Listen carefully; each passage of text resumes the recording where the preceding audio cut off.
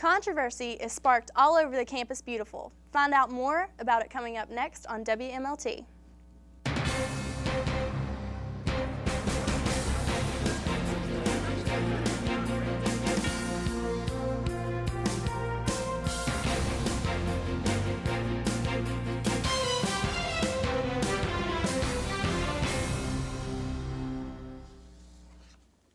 Welcome to WMLT. I'm Erin Barnett. And I'm Krista Witt. After a tough 2007 season, the Mountain Lion football team is working towards rebuilding its program. But a recent article that popped up in the school newspaper, the Concordian, has given the team a different kind of setback to deal with. Erin Barnett has more.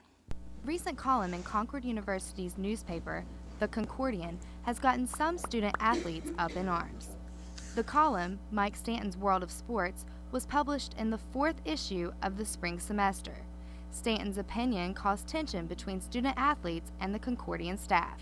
Is a column because it features his opinion, as opposed to an article which just has the facts. The column read, "Now it is sad that in the first weekend of baseball season, the Mountain Lions already have more wins than the football team had all season." In reaction, football player Doug Heath created a Facebook group titled CU Athletes Against Ignorant Newspaper Staff on February 20th, which was the day that the Concordian released the 4th issue. Heath posted the purpose of the group was to bash the sports writers in the CU newspaper staff and give everyone not pleased by their columns a place to vent. If you're going to have an opinion, be positive of what you're going to say. Because we might lose, we might win. You should support us either way.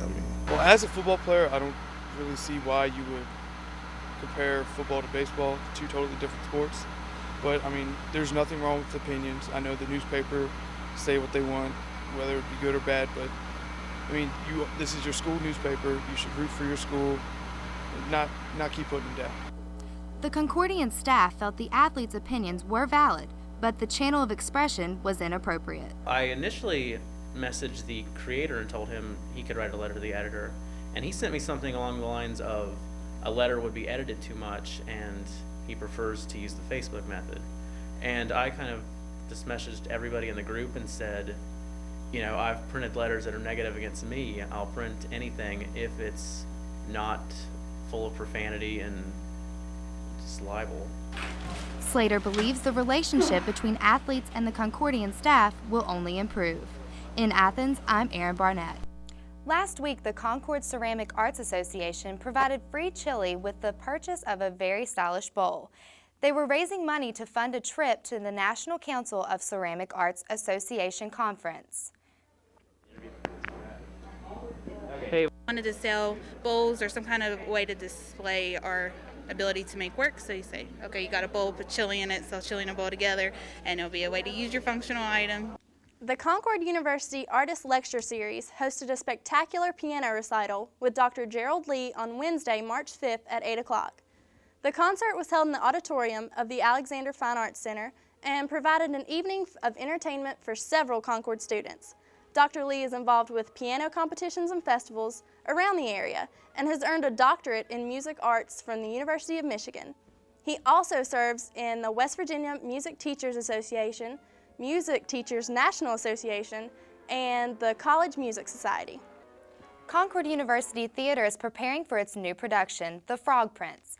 The play is a modern take on a classical fairy tale with a comedy twist. Concord promises this play will be community involved and very family friendly.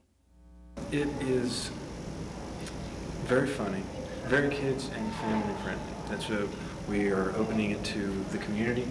We're trying to get everybody who wants to come see it to come see it.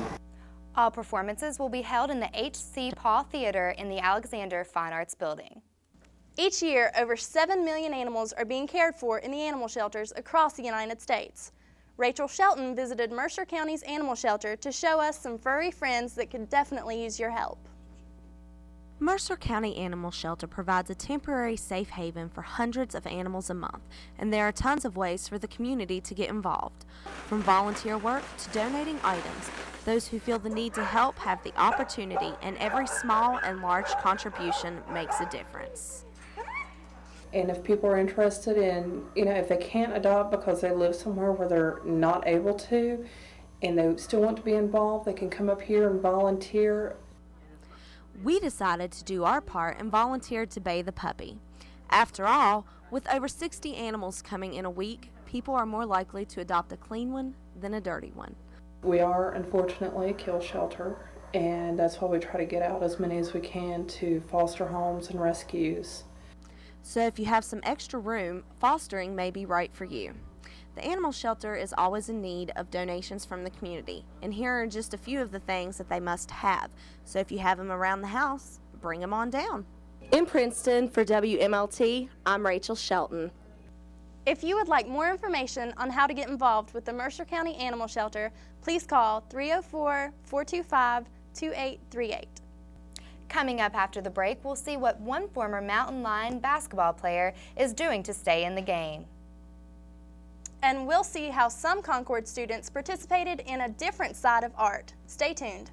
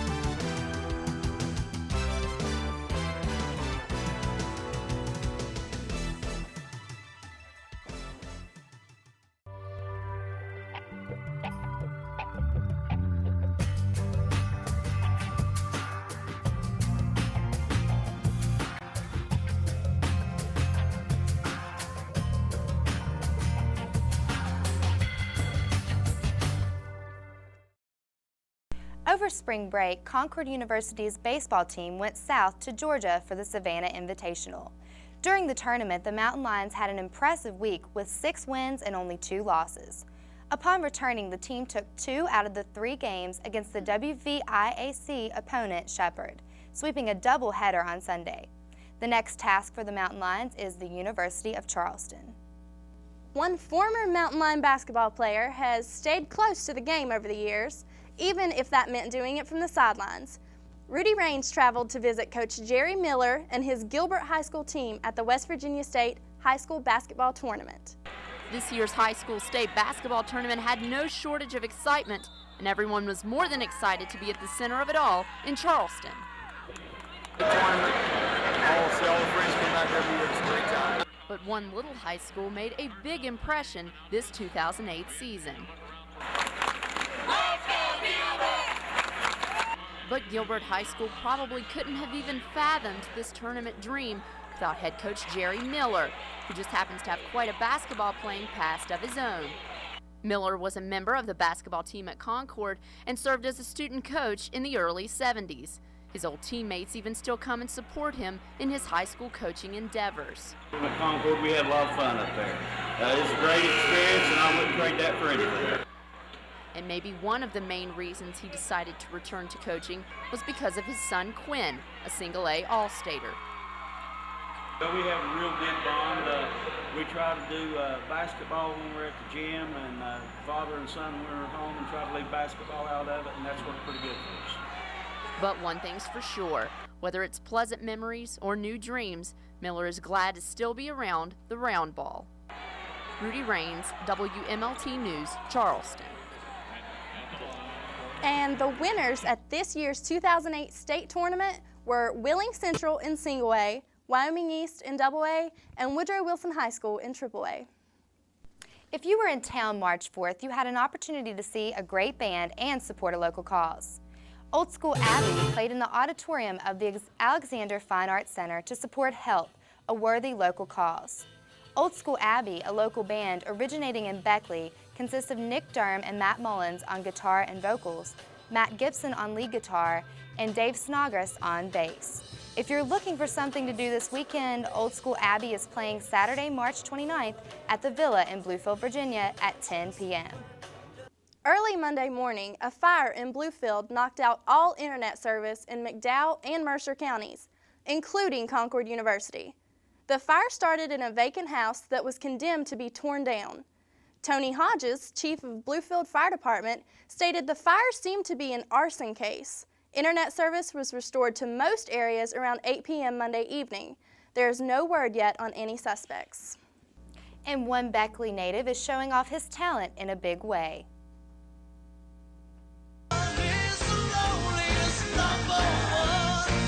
Robbie Carrico, who is originally from Beckley, West Virginia, made a strong showing on America's #1 television show, American Idol.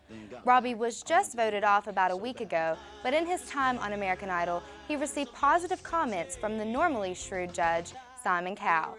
Robbie's grandparents still live in Mullins, West Virginia. The Student Activities Committee at Concord is always planning something new and interesting to keep CU students entertained. And as Matt Curbway found out, their most recent activities left no one behind. In a world where art is seen as paintings or sculptures, one group of artists is looking behind for inspiration. Dallas-based art company, the Original Butt Sketchers, recently paid a visit to Concord's campus. We have been doing this for approximately 20 years, going on 21 now. Last year was our 20th anniversary. Why not butt sketching?